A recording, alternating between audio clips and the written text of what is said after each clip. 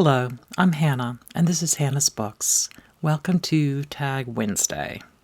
Today I want to answer the somewhat autobiographical tag put together by master tag creator Mark at Book Time with Elvis. Mark was kind enough to tag me in his original video. That was 2 months ago. But as usual, I'm running behind on answering tags. I'm still exceptionally excited about answering another tag of his, the Life Stories tag, and haven't gotten to that one yet either. My apologies, Mark. My delay here has nothing to do with the quality of the questions, which are really interesting and quite enjoyable. There are a lot of questions here, so I'm going to jump right in. Question number 1, what was the number 1 best-selling book, fiction or nonfiction, on the day you were born? Have you read it? I'm going to name 2 books published the year I was born, not necessarily topping the charts that particular day. One is 100 Years of Solitude by Gabriel Garcia Marquez, a book I haven't read since I was perhaps right out of college, but which both my husband and our son have read relatively recently. I've been thinking about rereading it sometime next year. I know my reading tastes have changed in the last, 30 years, and while I loved it then, I could probably get a lot more out of it now. The second book from my birth year, which I'll mention, is one that's been a favorite for almost my entire life, and which I've read many times in different contexts. That's the wonderful children's book by E.L. Konigsberg called From the Mixed Up Files of Mrs. Basil E. Frankweiler. I read it when I was young, and then aloud to my significantly younger brother, then in college and graduate school a few times just as a comfort read, probably again after I met David and learned that he too loved the book, and then with my own son when he was young. If you haven't read it, give yourself a treat and check it out. It's the story of a girl and her younger brother who run away from home and set up housekeeping in the Metropolitan Museum of Art in New York City. Question number 2. What are some books that immediately spring to mind when you think of your childhood? Definitely Little Women by Louisa May Alcott, Anne of Green Gables by L.M. Montgomery, and the Little House books by Laura Ingalls Wilder. But also the Encyclopedia Brown mysteries and the Nancy Drew mysteries, and a really phenomenal biography of Helen Keller, which changed my life in 1st or 2nd grade. The next question. School days are the best days of your life, apparently.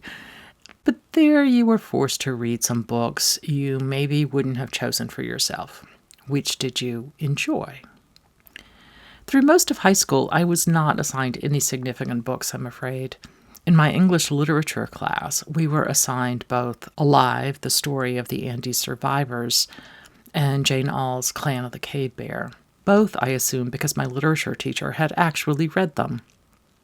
Perhaps she thought they would make non-readers excited enough to read. Just to point out, though, those are not only not good literature, they're not English literature. I was appalled at the time, and while I'm a little more sympathetic towards my teacher now, honestly, I'm still kind of appalled. During my senior year, a new and very young teacher joined the department. I don't remember if we read any full novels, but we did read extensively from a world literature textbook. Perhaps the first entry was an excerpt from Gilgamesh, and it blew me away. I also read Antigone for the first time with that teacher, and it has remained not only a favorite of mine, but kind of a touch point for me, even all these years later. The 4th question.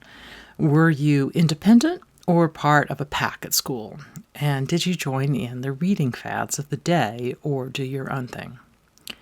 I was not really a part of the popular crowd at school, but I had a fairly close-knit group of friends with whom I spent a lot of time.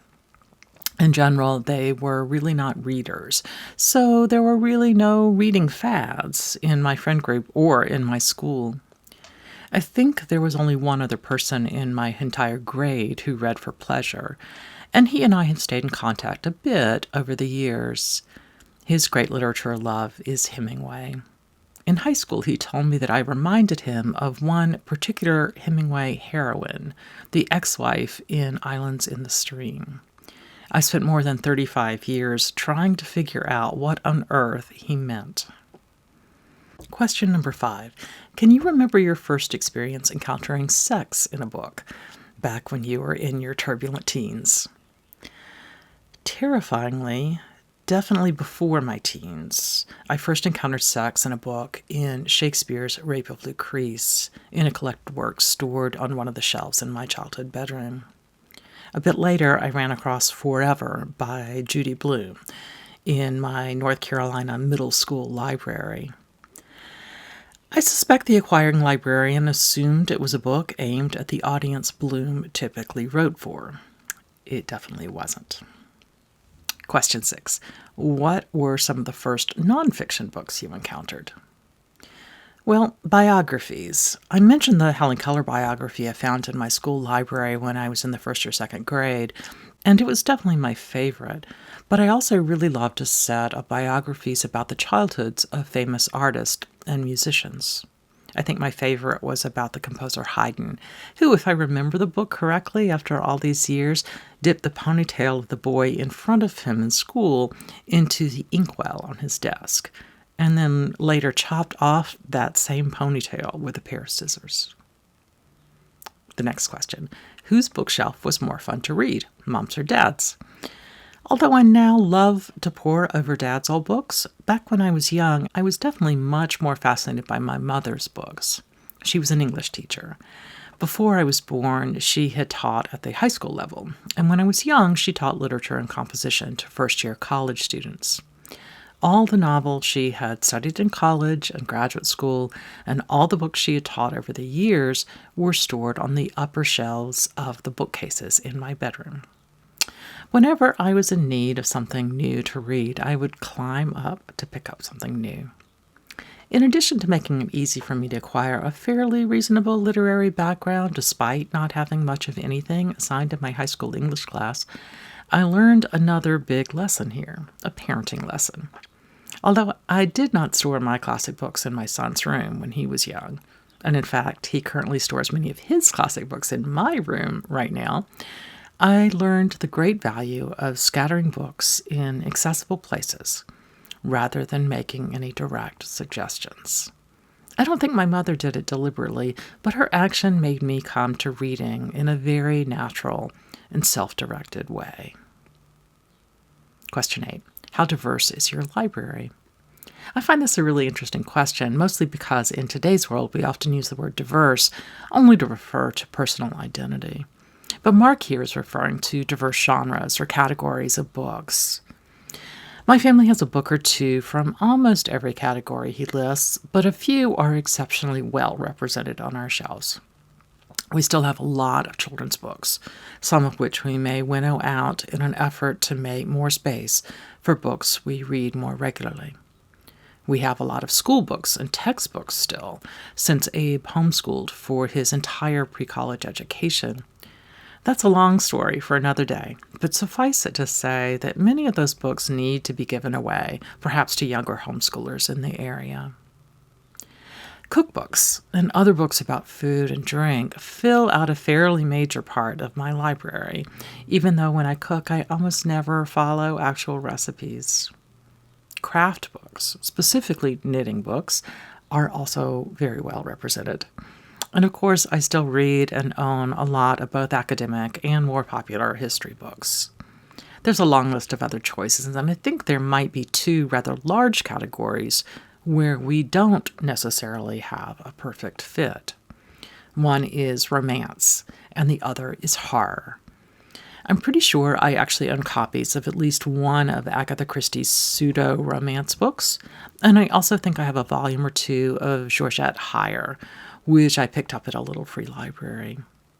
I'm sure there must have been a Stephen King book here at some point for horror, but I'm not sure about either of these categories. The 9th question. What types of books do you find difficult to discuss? Before I started watching BookTube, I think I would have said I might find it most difficult to talk about mysteries or other books aimed primarily for diversion and comfort. Of course, not only did I later recognize that talking about context and characters in mysteries or whatever works just like talking about those issues in any other book, but I also realized that BookTube was a place where one's literary analysis gets combined with personal emotions and storytelling. I suppose mysteries still are a bit hard to talk about, but now I think the only reason is because I'm always a bit nervous about walking that line between avoiding spoilers and giving enough information that people more or less know what I'm talking about.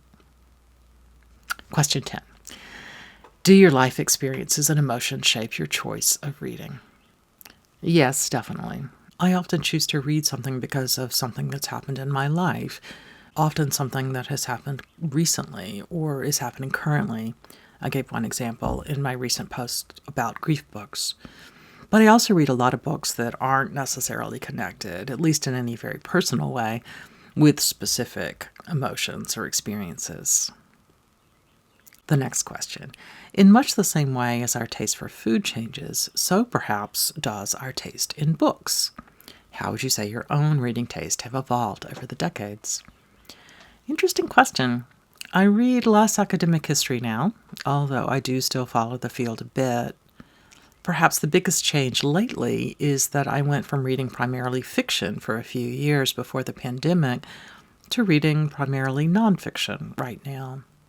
I suspect that will switch back to a more mixed diet at some point. I've never been a big reader of contemporary fiction, but now that I'm writing book reviews for publication, I might make an effort, or at least give that more of a try than I have before. Question 12. Unfortunately, we all feel down at certain times. Have you got a go-to book to raise you back up? I don't think I do right now, but when I was young, Little Women definitely held that position for me. I think I read it at least once a year when I was feeling down, sometimes when I was feeling sick or something like that. The next prompt is quite a bit harder than some of the rest. Choose one book or author to represent each decade of your life. The books should be ones you read in that decade, not necessarily books that were published in that decade. I'm going to go through these quickly, and I've either talked about them in detail before, or I will in the future, or probably both. For the first decade, I think it would be Little Women by Louisa May Alcott, a book I've mentioned here on the tag already. For my second decade, it would probably be Jane Eyre by Charlotte Bronte.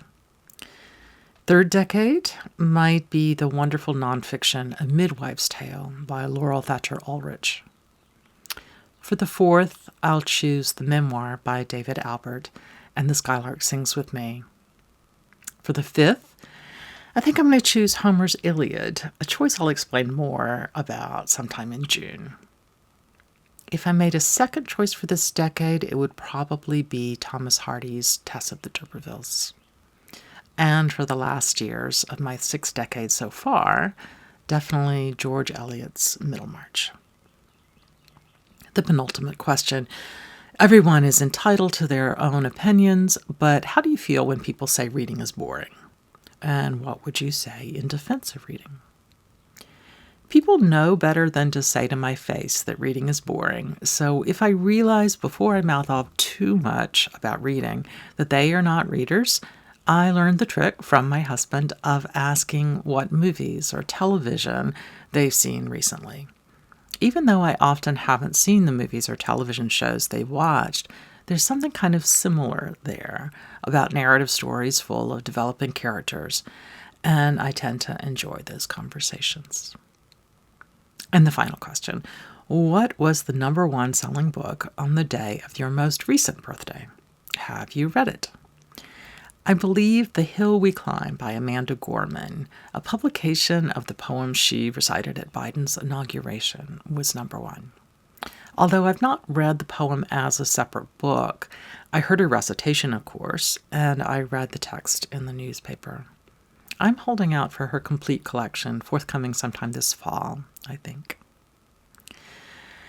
Well, that's it, folks. Thanks so much, Mark and Elvis, both for making this tag and for having patience with us slowpokes. And thanks to all of you for joining me today here on Hannah's Books. See you soon.